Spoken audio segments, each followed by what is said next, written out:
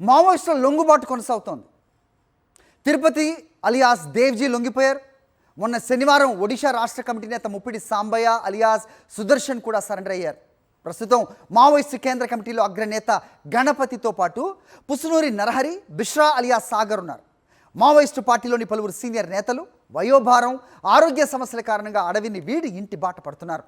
ఇక ఒడిషా, ఛత్తీస్గఢ్, జార్ఖండ్, పశ్చిమ బెంగాల్, ఏపీ, తెలంగాణలో ఆయా రాష్ట్ర క్యాడర్లు లొంగిపోనున్నట్టుగా తెలుస్తోంది. మావోయిస్టు పార్టీ కేంద్ర నాయకత్వంలో నెలకొన్న సంక్షోభం కారణంగా రాష్ట్ర క్యాడర్ భారీగా సరెండర్ కానున్నట్లుగా సమాచారం.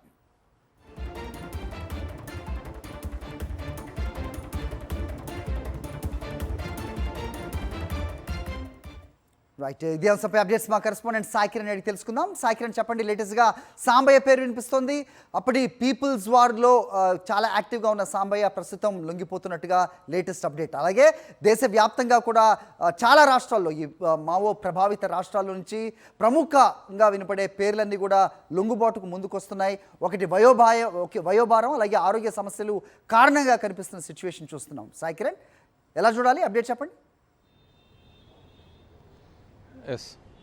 ఎస్ హరి, మావోయిస్ట్ పార్టీ అనేటువంటి చివరి దశకు చేరుకుందనేటువంటి చెప్పొచ్చు. ఖచ్చితంగా కేంద్రం అనుకున్నటువంటి ఆపరేషన్ కగార్ అనేటువంటి చివరి దశకు చేరుకుంది. మార్చి 31 డెడ్ లైన్ ఉంది. సో ఇంకొక నెల రోజులు మాత్రమే మిగిలింది. సో ఇప్పటికే అటు కేంద్ర కమిటీలో ఉన్నటువంటి వాళ్ళని సగం మందిని ఎన్కౌంటర్లో హతమారిస్తే, ఆ తర్వాత ఇంకో సగం మంది పోలీసులు ఎదుట లొంగిపోయినటువంటి పరిస్థితి. అట్లాగే వివిధ రాష్ట్రాలలో కూడా రాష్ట్ర కమిటీలన్నీ కూడా లొంగిపోతున్నాయి. నిన్న శనివారం రోజున ఒడిషా రాష్ట్ర కమిటీ కార్యదర్శిగా ఉన్నటువంటి ముప్పిడి సాంబయ్య, మన ఈ వరంగల్ హన్మకొండ కాజీపేటకు చెందినటువంటి వ్యక్తి, ఆయన దాదాపు తొలితరం మావోయిస్ట్ నాయకుడు. దాదాపు 40 ఏళ్ళు అజ్ఞాతంలో ఉండి ఒడిషా రాష్ట్ర కమిటీ కార్యదర్శిగా కూడా ఆయన పనిచేస్తున్నారు. సో ఆయన కూడా 14 మంది మావోయిస్టులతో అక్కడ డిప్యూటీ సీఎం ముందు ఆయనతో ఫోన్ చేసి లొంగిపోయారు. సో ఇట్లా చూసుకుంటే ఇంకా కేంద్ర కమిటీలో కేవలం 3 మాత్రమే ఉన్నారు. సో అప్పట్లో దాదాపు చాలా కాలం పాటు మావోయిస్టు సుప్రీంగా పనిచేసినటువంటి ముప్పాల లక్ష్మణరావు అలియాస్ గణపతి చాలా సీనియర్గా ఉన్నాడు. ఆయన వయసు కూడా వయోభారం కూడా వచ్చేసింది. సో ఆయన ఇప్పుడు భారతదేశంలో లేరు, వేరే ఇతర దేశాల్లో ఉన్నారు. సో కానీ ఆయన తెలంగాణకు చెందినటువంటి వ్యక్తి, జగిత్యాల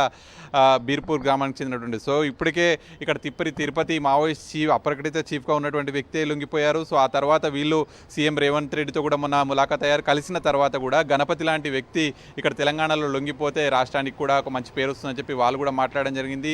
అదేవిధంగా సీఎం రేవంత్ రెడ్డి కూడా అదే హామీ ఇచ్చారు, ఆయన లొంగుబాటుకు మేము సహకరిస్తామనేటువంటిది కూడా చెప్పారు. సో ముఖ్యంగా ఇక్కడ కేంద్ర కమిటీ నుంచి ఇంకా గణపతితో పాటు మరో 2, సో ఇట్లా మొత్తం 3 మిగిలారు. సో మావోయిస్ట్ పార్టీని కూడా చూస్తే దాదాపు అయితే పశ్చిమ బెంగాల్లో నక్సల్ బరిలో పుట్టినటువంటి ఉద్యమం, ఆ తర్వాత మావోయిస్టు పార్టీగా ఎదిగిన తీరు, ఎక్కడైతే కింద దళాల నుంచి మొదలు పెడితే డివిజనల్ కమిటీలు, స్టేట్ కమిటీలు, రాష్ట్ర కమిటీల నుంచి కేంద్ర కమిటీల వరకు, పొలిట్ బ్యూరో సభ్యుల వరకు ప్రతి ఒక్కరు కూడా కకావికలం అయిపోయింది. మావోయిస్టుల నిర్మూలనే లక్ష్యంగా కూడా అటు కేంద్ర ప్రభుత్వం పనిచేసింది.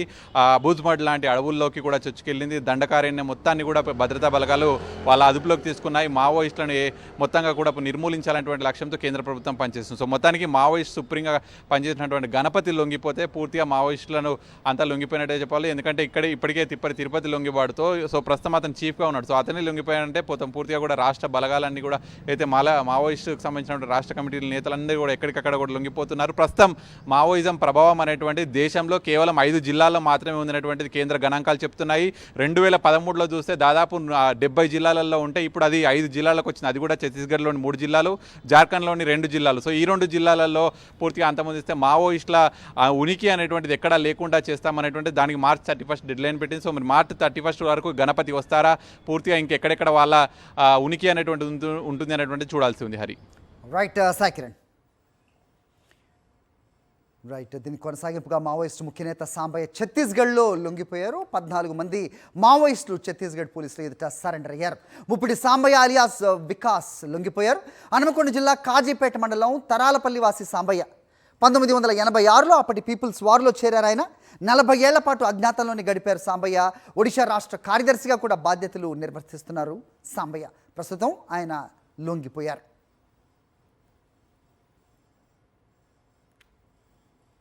उनके समक्ष उनके द्वारा अपने हथियारों सहित समाज की मुख्य धारा को जोड़ने के उद्देश्य पुनर्वासित होने के लिए आ गया है। उनका हम बहुत बहुत स्वागत करते हैं और उन्हें हम आश्वस्त करना चाहते हैं कि उनका एक सुरक्षित पुनर्वास और अस्थायी पुनर्वास की दिशा में हम काम करते रहेंगे और काम आगे करेंगे।